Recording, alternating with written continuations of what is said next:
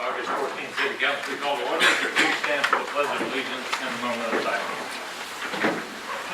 I pledge allegiance to the flag of the United States of America and to the republic for which it stands, one nation, under God, indivisible, with liberty and justice for all.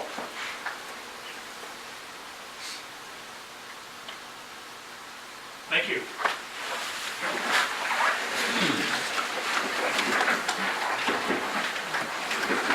First item on the agenda will be approval of the minutes from the July the 24th meeting.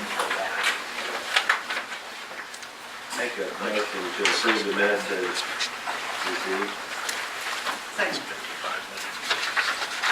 It has been moved and second to approve the minutes. Would the clerk please call roll? Malott? Yes. Driver? Yes. Stice? Yes. Adams? Abstain? Gillen? Yes. Thank you. Next item will be approval of the statements of the bill paid of $165,602.15. Mr. Mayor, I make a motion to approve the statement of bills paid in the amount of $165,602.15. Second.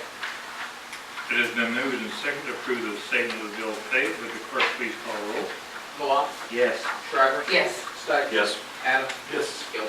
Yes. Next item on the agenda will be request for comments from the public. Nobody's running up there. Next item on the agenda will be conduct a public hearing regarding the fiscal year 2018 annual budget. Yes, sir. We need a motion and a second, please. Excuse me? We need a motion and a second. I'll make a motion that we move into public hearing to discuss the fiscal year 2018 annual budget. Second? Okay, it is moved and second to open the public hearing. Would the clerk please call roll? Malott? Yes. Driver? Yes. Stice? Yes. Adams? Yes. Gillen? Yes. Thank you. Okay, Mike. Now it's Good. your turn. Right.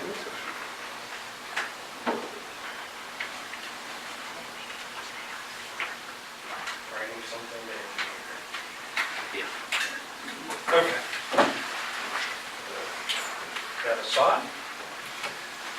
Tonight is the public hearing for the 2018 budget. And then at the end of the public hearing, which will take any public comments after the presentation, then we have for your consideration is the certificate that we then send to the county where they determine the ultimate bill levy, and then that gets filed, and then later in the year they issue the tax statements, and then we start 2018. So we've included quite a bit more in this presentation than the last one, but some of it will be repetitive. The way I've kind of structured this is I'm going to kind of review what was published, and then review some of the options that we want to talk about, and then kind of summarize that in each of the funds that we have that also line up with the certificate of the budget. And do they have this certificate now? They do. Okay, making sure you have everything. All right.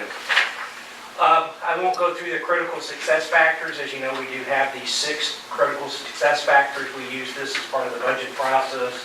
These were established through the council during a work session about 2 years ago now, I guess, so time flies.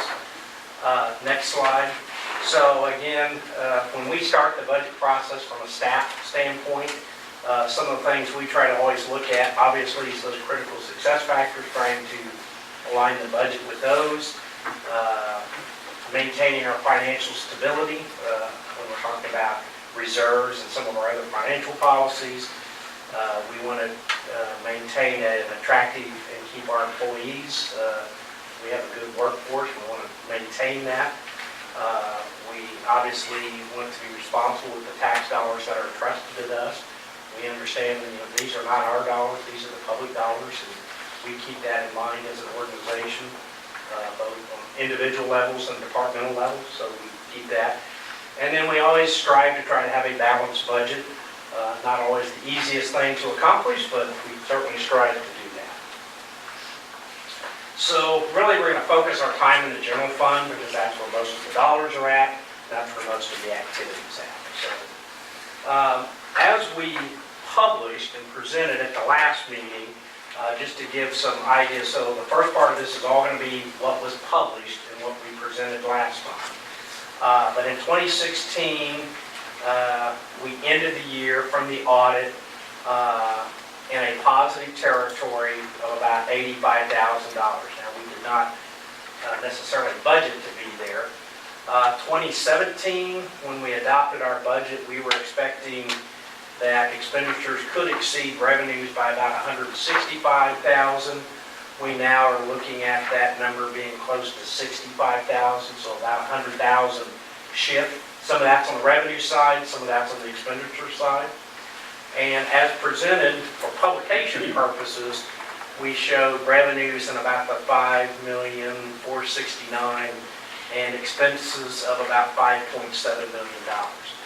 The budget that we presented to you 2 weeks ago or 3 weeks ago assumed no change in the mill levy. It did include both step and COLA increases for pay purposes, and we assumed that most of our revenue streams are going to be pretty standard level with some small increases in them, especially in the areas of like sales tax. Excited?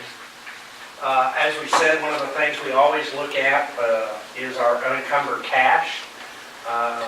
Again, as you can see, in 2014, we were at about $833,000. We dropped a little bit in 2015, back up in 16, and 17. We were estimating when we presented this to you a couple of weeks ago to be about $750,000, and as published, about $514,000. The question was raised about our policy. So our policy says that we will try to retain in the general fund 15 to 18%.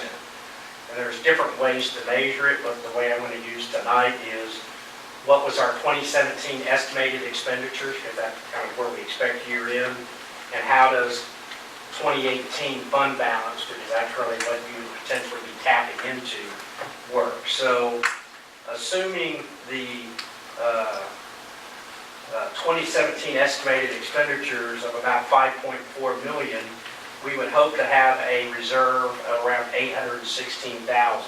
So our 2016 actual is right on target for a 15% reserve.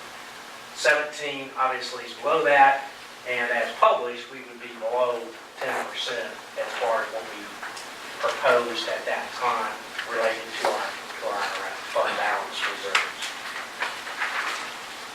So where do the dollars, we're going to talk about where they come from and where they go to in broadways. Again, what we published was about $5.469 million. About 36% of that of our income comes from property tax. That includes delinquent taxes for prior years. So we assume that property taxes are collected